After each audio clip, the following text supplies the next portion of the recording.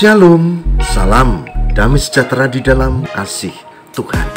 Jumpa kembali di Renungan Audio. Saya Pendeta Lukas Eko Sukoco dari Radio Mitra FM GKJ Purworejo. Saudara, pada kesempatan ini saya akan ajak satu hal penting untuk kita cermati, yaitu ada tiga hal yang menjadi ancaman orang yang sudah diberkati. Tiga hal yang menjadi ancaman orang yang diberkati. Apa itu? Yang pertama adalah arogansi, kesombongan. Yang kedua adalah independensi, kebebasan lalu tidak membutuhkan Tuhan. Dan yang terakhir, yang ketiga adalah manipulasi, ketidakjujuran dan sejenisnya. Baik, hari ini saya akan mengajak kita untuk membahas poin pertama, yaitu tentang arogansi. Saudara, di dalam Alkitab kita menemukan orang-orang yang diberkati Tuhan dan akhirnya jatuh karena dia ada dalam bagian pertama ini, yaitu dia terkena penyakit arogansi setelah diberkati Tuhan. Lihat saja Salomo, orang yang hebat, paling pandai, hikmatnya sedunia. Tapi kita tahu sejarahnya, dia kemudian jatuh juga. Bahkan kita tahu dalam kesaksian Daniel, ada Belsasar yang kemudian juga jatuh setelah diingatkan Tuhan lewat tulisan tangan yang tidak terbaca, hanya Daniel yang bisa mengartikannya. Dan dia pun dihukum Tuhan. Oleh sebab itu saudara, saya mengajak mari kita bersama-sama untuk mewaspadai sikap yang pertama ini. Ada tiga hal yang bisa mengancam kita setelah kita diberkati. Dan yang pertama adalah arogansi. Mari kita cermati lebih lanjut hal ini.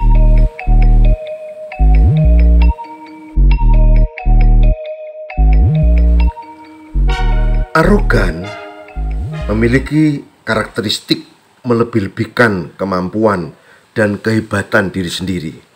Itu arogan atau sombong.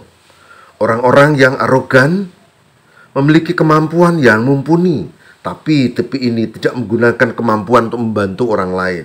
Sebaliknya, digunakanlah kemampuannya untuk merendahkan orang lain, supaya dia tampak menjadi lebih pandai. Jadi, untuk membuat dirinya lebih baik dari orang lain, orang arogan pasti akan merendahkan orang-orang di sekitarnya.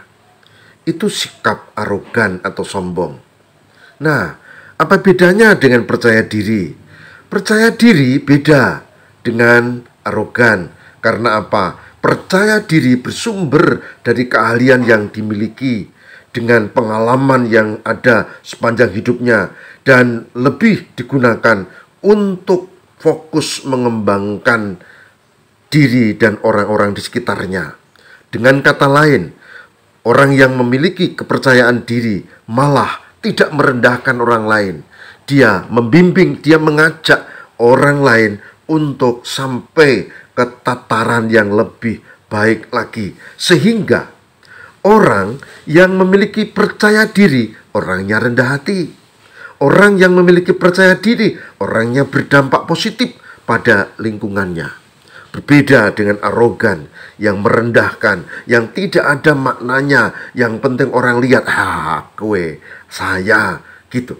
Nah, sebaliknya juga dalam menghadapi kritik, sama, orang yang percaya diri, dia mengapresiasi, dia menerima ketika kritikan itu ada. Bahkan ketika kritikan itu usai disampaikan, dia merenungkan berjam-jam atau mungkin berhari-hari, lalu dia mengambil hikmahnya.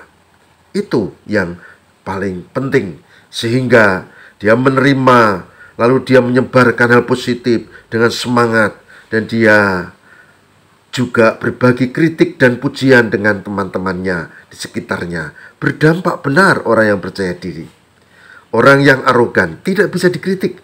Dia akan marah ketika kritikan ditujukan kepadanya. Dia menuntut penghormatan yang luar biasa. Yang dibenci Tuhan adalah bukan orang yang percaya diri, tapi orang yang arogan.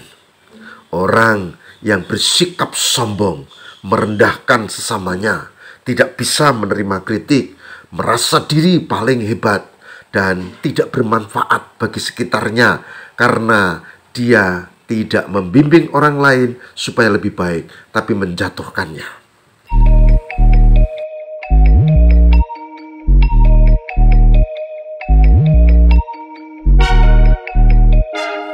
Firman Tuhan ada dalam kitab Yesaya 2 ayat 11. Dikatakan apa? Yesaya 2 ayat 11.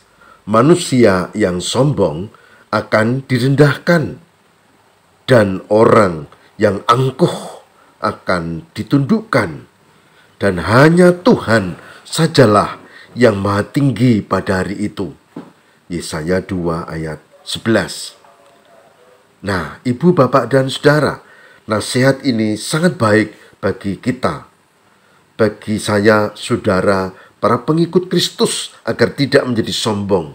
Ingat, kesombongan merugikan diri kita sendiri. Pada bagian lain, kita menemukan misalnya di Amsal 16 ayat 5. Amsal 16 ayat 5 dikatakan apa? Dikatakan, setiap orang yang tinggi hati adalah kekejian bagi Tuhan. Sungguh, ia tidak akan luput dari hukuman. Setiap orang yang tinggi hati adalah kekejian bagi Tuhan. Sungguh, ia tidak akan luput dari hukuman. Amsal 16 ayat 5. Saudara, kita bisa menemukan banyak ayat di dalam Alkitab, termasuk Yakobus 4 ayat 6. Tuhan menentang orang yang sombong, karena kesombongan adalah deklarasi pemberontakan kepada Tuhan dan akar dari segala dosa. Saudara bisa periksa Yakobus 4 ayat 6. Oleh sebab itu, bila kita diberkati Tuhan, mestinya kita bersyukur kepada Tuhan. Dan wujud syukur itu dinyatakan juga dalam perilaku hidup untuk sekitar kita, sehingga kita diberkati dan bisa memberkati orang lain. Kalau penghasilan kita berlebih, kita bisa berbagi berkat dengan orang di sekitar kita, bukan malah petentang-petenteng dengan harta, dengan motor gede, dengan tas mewah, dengan apa saja yang mencerminkan kesombongan gitu.